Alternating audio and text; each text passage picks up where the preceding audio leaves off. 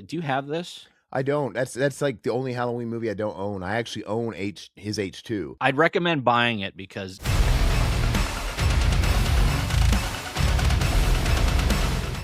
I don't know, man. I rewatched Halloween last night, Zombies, and I it's the same problem I always had with it. I'm not saying it doesn't have any like redeeming qualities or anything like that, but it just doesn't feel like the same movie.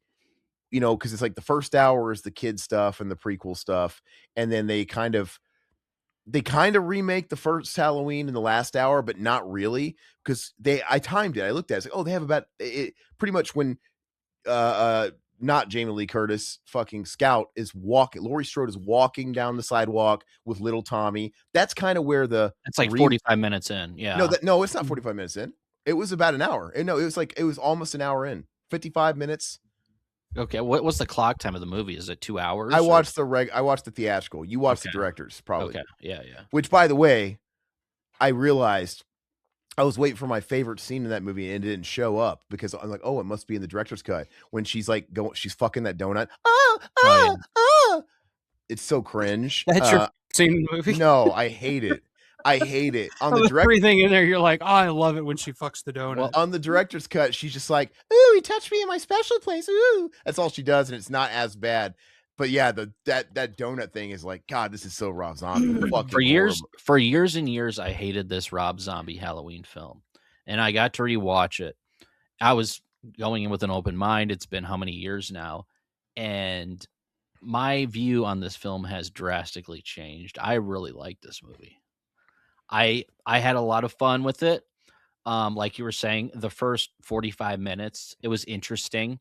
You know what? I didn't like the kid character when I first saw it. And this time he has this unique look to him that ugly. He's just a weird looking kid. Very, very Swedish. He's a Swedish kid. He's a Swedish guy. Yeah. He reminds me of the kid from Let the Right One In. Yeah, kind of has that look going on. All Swedish people have like Swedish guys, the blonde hair. They have a. You could just tell, man. You could tell. Hey, I'm Swedish, all right. But you don't have. But I'm full blown Swedish. Like these. But you don't have that look I'm talking about where you see a common. A lot of them have it, and this kid has it. Yeah. But So I went in and watched it. I didn't realize it just went out of my mind. I don't know why, because this would be like the first thing I'd rewatch this a million times now because of all the TNA that's in it. Like you got 3 different girls getting naked in it. Yeah, dude, fucking Rob Zombie's wife with her the shit ass. That wasn't even one of them. It was the daughter. Danielle Harris was Danielle for a long time. Even in the theatrical cut, she's naked for like an entire extended scene. Yeah. And then you have the Judith, which Judith looked pretty good in it. Run, Forrest, run! Yeah, it's Jenny. She's in a band now. What's the band that she's in? She's like the lead singer of a band now. Are you talking about Taylor Momsen, the Pretty Reckless? I think so. Band. Yeah. That's the Grinch girl. And then the friend. Yeah, you're right. Yeah, I hated this movie for the longest time. I don't think it's a perfect movie. I would give it a 7 out of 10. I thought it was a lot of fun. There are definitely some plot holes in there that I don't like. Towards the end of the film, I don't think he went hard enough, especially with the gore and everything like that. He kind of chickened out on a lot of it. But one thing is, if you have this DVD or Blu-ray, this has I watched the 4.5 hour documentary on it. Yeah, that's what I was going to say. It is awesome. So, Aaron, I think you would really. Do you have this? I don't. That's like the only Halloween movie I don't own. I actually own his H2. I found that super cheap at an FYE. Yeah. Yes. I'd recommend buying it because this documentary goes through like the pre-production. It goes through casting calls, table reads, everything, dude. It's awesome. Yeah, it's like start to finish document. It's a 4.5 hour documentary, start to finish. It's kind of the same thing they did with the Devil's Rejects. Devil's Rejects had a 3.5 hour documentary that literally went day by day on the set. And the difference you could tell, like, because I remember watching both of those, every minute of it back in the day when they first came out, because I'm always been super curious about the filmmaking process, and it's a Rob Zombie movie, and it's literally day by day of like how this movie came to be.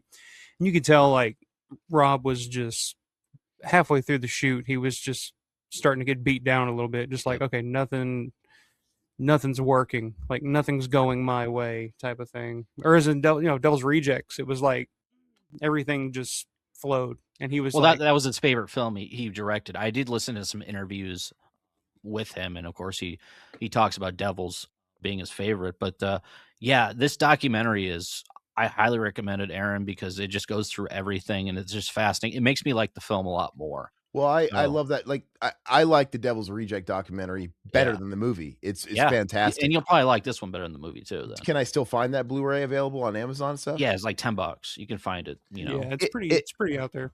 I should get it. But I was telling you, my biggest problem is it still feels like multiple movies.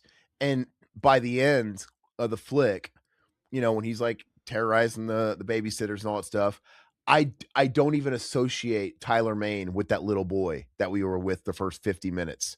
I don't even think of him as the same character. It's just such a stark like right turn. Mhm. And because it's one thing to have like a scene or a couple of scenes of that stuff and then move into the film, but you literally have, like you said, 45 minutes or 50 minutes of one movie and then 45 50 minutes of a completely different movie. It's a lot of time and space to live in one place and then to shift, and it's a little jarring and it's a little disjointed. And with the I know they kind of remake Halloween in that last 55 minutes or whatever, which you know, but they don't really remake all of it. No, It seems like it slogs. It's like you'd think they would like be fast because they have less time, but no, they pretty much jump right into the fucking killing. We introduce Lori a little bit, talking to her friends a little bit, but then like they're babysitting right away and he's killing people, and it just seems to drag. It drags on and on. You know what I'm trying to say? Like they got less time, but they're milking that section of the original movie way longer in that smaller time.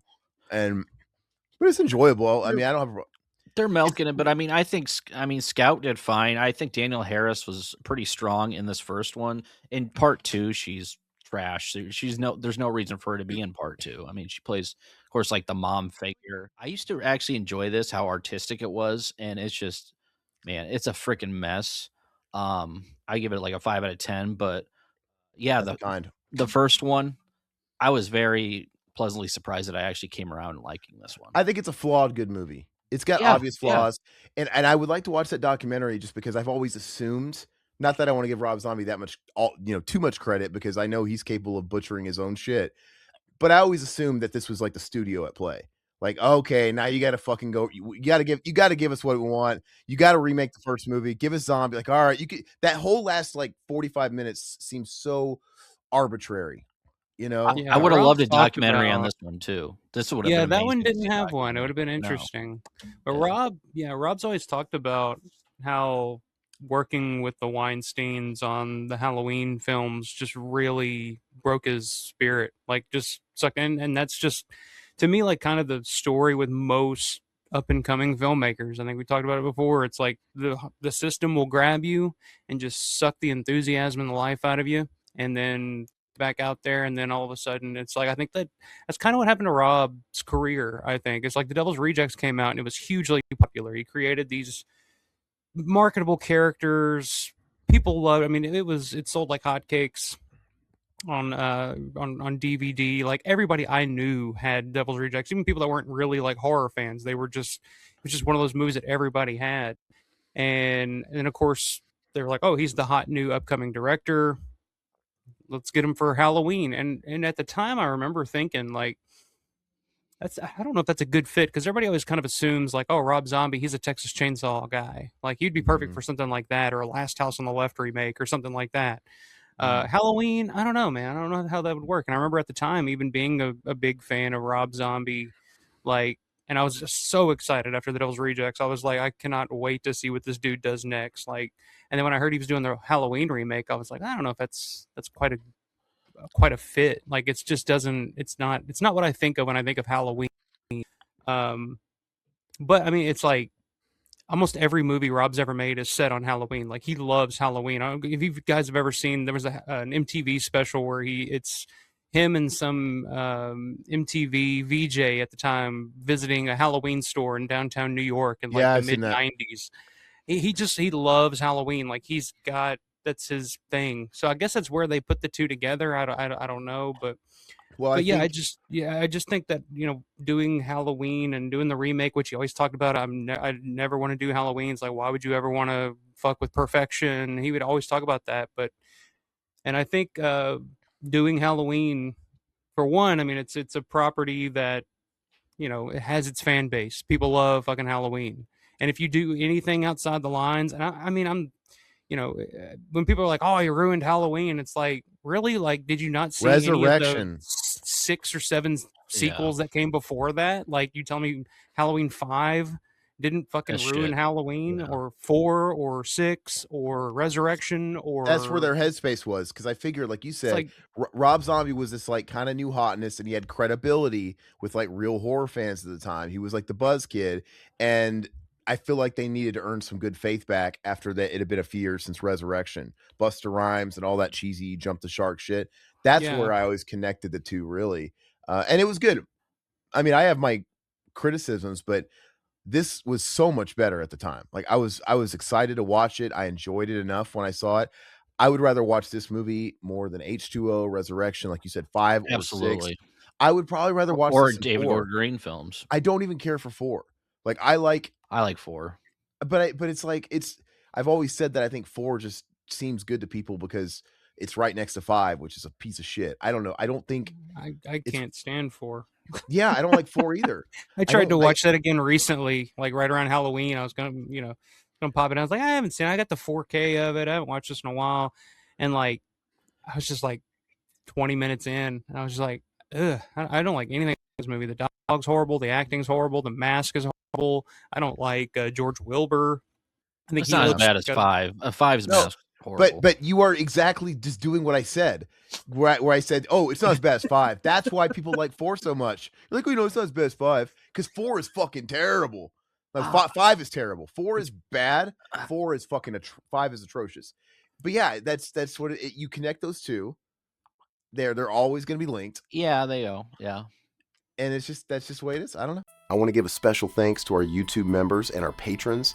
If you haven't joined yet and would like to, click the link below this video and gain access to hours of bonus content. What are you waiting for?